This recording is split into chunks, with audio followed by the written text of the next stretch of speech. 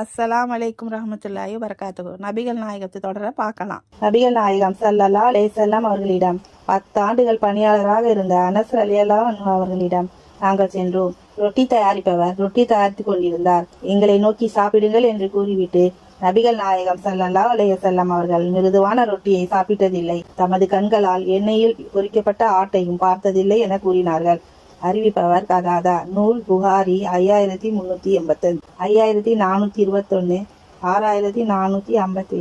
நபிகள் நாயகம் ஸல்லல்லாஹு அலைஹி வஸல்லம் அவர்கள் பசியோடு இருந்ததை அறிந்து எனது வீட்டில் இருந்து கோதுமை ரொட்டியையும் வாசனை கெட்ட கொழுப்பையும் கொண்டு சென்றேன். அவர்கள் வீட்டில் ஒரு சந்தர்ப்பத்திலும் ஒரு மரக்கால் கோதுமையோ அல்லது வேறு ஏதேனும் தானியமோ இருந்ததில்லை என்று நபிகள் நாயகத்தின் பணியாளர் அனஸ் ரலியல்லாஹு அன்ஹு கூறுகிறார். நூல் புகாரி 2069, 2508. நபிகள் நாயகம் ஸல்லல்லாஹு அலைஹி வஸல்லம் அவர்கள் பள்ளிவாசலில் வயிறொட்டிய நிலையில் படுத்திருந்ததை நான் பார்த்தேன். உடனே என் தாயார் உம்மு சுலைம் அவர்களிடம் வந்து இதை கூறினேன். அதற்கு அவர்கள் என்னிடம் ஒரே ஒரு ரொட்டி துண்டும் சில பேரிச்சம்பழங்களும் தான் உள்ளன. அவர்கள் மட்டும் வருவார்களானால் அவர்களின் வயிறு நிரம்பும். யாரேனும் உடன் அழைத்து வந்துவிட்டால் அவர்களுக்கு போதாமல் போய்விடும் என்றார்கள் என நபிகள் நாயகத்தின் பணியாளர் அனஸ் ரலியல்லாஹு அன்ஹு அறிவிக்கிறார். நூல் முஸ்லிம் 3802. நபிகள் நாயகம் ஸல்லல்லாஹு அலைஹி வஸல்லம் அவர்களின் நெருங்கிய தோழராக இருந்த அபூ ஹுரைரா ரலியல்லாஹு அன்ஹு அவர்கள் ஒரு கூட்டத்தினரை கடந்து சென்றார்கள். அவர்கள் முன்னே பொரிக்கப்பட்ட ஆடு வைக்கப்பட்டிருந்தது. அபூ ஹுரைராவையும் சாப்பிட அவர்கள் அழைத்தனர்.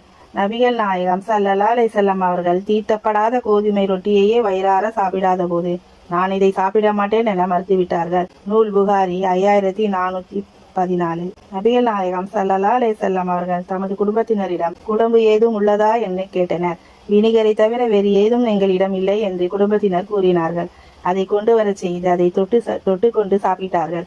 வினிகர் சிறந்த குழம்பாக இருக்கிறதே என இருமுறை கூறினார்கள். நூல் முஸ்லிம் 3824. நான் எனது வீட்டின் நிழலில் நின்று கொண்டிருந்தேன். அப்போது நபிகள் நாயகம் ஸல்லல்லாஹு அலைஹி வஸல்லம் அவர்கள் என்னை கடந்து சென்றார்கள். அவர்களை கண்டதும் அவர்களை நோக்கி சென்று அவர்களின் பின்னால் நடக்கலானேன்.